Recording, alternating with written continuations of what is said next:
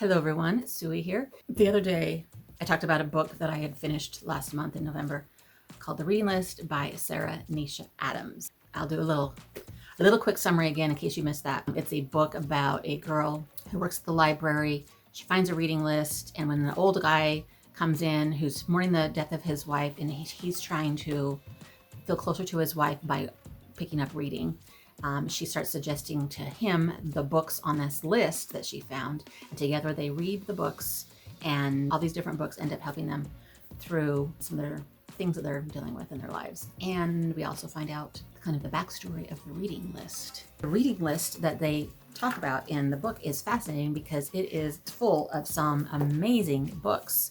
So I thought I would share with you those books and encourage you, if you have not read any of these books, to go ahead and pick them up. The first book is called The Time Traveler's Wife, and it's not necessarily on the actual list that is being promoted in this book, but it's the book that spurs our character into going to the library, and then ends up talking to the girl there, and then they start in on the list. But the time traveler's wife he finds in the bedroom after his wife dies, and he realizes that she was reading that, and so he picks it up and starts reading that, and he loved it. And he thinks, well, if my wife loved this book so much, I want to read some of the other books that she loved. And so he decides he's going to be brave because the library scares him to death, and he's going to be brave and go and start reading some more. So The Time Traveler's Wife I've added to the list. I read this one, probably 15 years ago or so, pretty much back in the day when it was having its buzz. And it is a kind of a mind-bending time travel book where the guy is a time traveler, and he pops in and out of his wife's life all these many different times. And sometimes she knows who he is, and sometimes she doesn't, which is really crazy. Now I can't remember when he meets her for the first time, like when he learns who she is, but she meets him when he pops into her life when she's 6 years old. And so it's just kind of messes with your brain. And then of course they learn, he knows when he's going to die or something. And what do you do when you know when you're going to die? That's kind of always a scenario that we like to talk about in books and movies and stuff. So the other books on this list are To Kill a Mockingbird, which should be on everybody's list. One of the most all-time best human relation, human study story, coming of age story, wonderful characters, heart-wrenching situation. So if you aren't familiar, it's about our dad, Atticus Finch, who is a lawyer, and he has to defend a black guy. They live in the South. This black guy's accused of raping a white girl, and our main dude, Atticus, is defending him, and his daughter, Scout, is watching this all unfold and learning about life, and it's all told through her point of view. And we learn that it's about the relationship she has with her brother, and then there's also a guy, a town recluse, who freaks them out, but then they end up learning he's really a nice guy, which is a statement right there on how we think of people, that we don't really know their stories, and that we should not be quick to judge. Just some of the lessons in To Kill a Mockingbird. Like, that book is full of lessons without being in your face. It's great. Rebecca by Daphne du Maurier.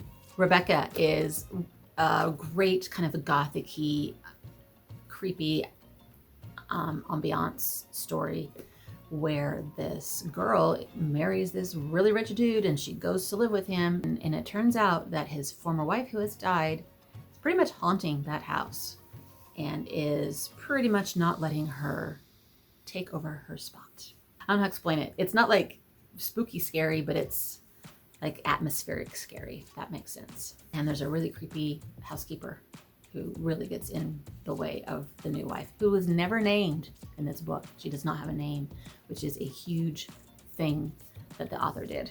Life of Pi by Ian Martel. When I read this book for the first time, I was blown away by it. It is another one of those books it's an allegory, a metaphor to all things in life, but I just read it straight across as what it is. And the book makes you feel, because of the forward and the afterward, like this crazy story really happened to someone. And at the end, you're like, wait a minute, that couldn't have happened, really. Could it have? Wait, did that happen? That's the kind of feeling you get. It's too far-fetched to have really happened, but the author does a great job at messing with your brain and making you think that it happened. It's about a boy who they're trying to move their zoo, the family's zoo, and they have a shipwreck, and he ends up stranded on a boat with a tiger and a hyena, and I can't remember what else. There's like 3 animals, right? And so it's a survival story, and all these crazy things happen. And I guess I really enjoy survival stories where somebody's trying to just make it. And so, but this one is so crazy and so out there. And so, I don't know. Anyway, I loved it. I don't know why. I think he was making a statement about all kinds of things in life that just went over my head. I just was interested in the boy trying to make it. Okay, The Kite Runner. This one I also loved. This one breaks my heart. This is a friendship story. 2 boys in Afghanistan, I think is the country. How their lives go these different paths, and how the one boy is forever and ever and ever sorry about what happened with his friend, how he was trying to make it up to him towards the end. Human relationship, very character driven, powerful, gut-wrenching, heart-wrenching story. It's really good. Pride and Prejudice by Jane Austen. This is another book that I always list at the top of my favorites, a book I've read the most often, the most times. Watched the BBC version of the movie many times.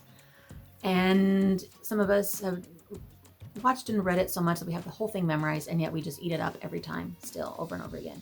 Elizabeth and Darcy and their relationship, and what happens with her sister, and what we learn about Darcy's background. We think of him as one way, he's really another way, and how we shouldn't judge people. Elizabeth's spunk and feistiness in a day and age where spunk and feistiness might be not so smiled upon. Jane Austen, brilliant. I wonder if she ever understood how brilliant of a story that is. Little Women by Louisa May Alcott, which another beloved story, another one I read over and over again. And I think the power in this story about these 4 girls and their mother trying to make it while their dad's out in the war, and the relationships they have with each other, the relationships they have with people around them, the friendship they make with the boy next door, and their smartness and spunkiness also. I guess smart, spunky, feisty girls, always a great story. A little bit autobiographical for Louisa May Alcott's life,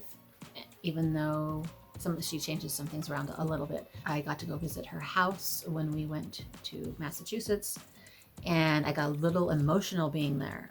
So that obviously tells you how close to my heart this book is. And I just stood in there and I was like, this is where these girls lived. This is where she wrote the book. It's crazy. It was like, whoa. And it was cool to finally visit there. Beloved by Toni Morrison. Now, I'm pretty sure I read this one, but this one's a little more vague in my brain. And I think it's kind of a ghost story a little bit, but I can't remember the details about this one. The thing I found interesting about the reading list is she would talk about these books without spoiling it, which I found to be pretty brilliant. And she would talk about the themes and the messages in the books without really giving anything away. So Toni Morrison writes some amazing books, and I plan to remember which ones of hers I've read and maybe add her to my list this year. And then the last one is called A Suitable Boy, which I don't even remember the author on that one. And that's the only book on this list that I have not read. And they make a big deal in the book, The Reading List, talking about how huge this book is. So I don't know if I'm going to add this one to my pile or not, but if you've read it and you think I should, let me know. I'm just thinking that when you look at the list of all those other books and that one's on it, and how all those other books are so big in my life, that it makes me think I'd better read this one if it's good enough to be included on this list. Do you know what I'm saying? But if it's huge, I'm a little nervous. But yeah, if you've read it and you think I would like it, let me know. Let me know. There you have it.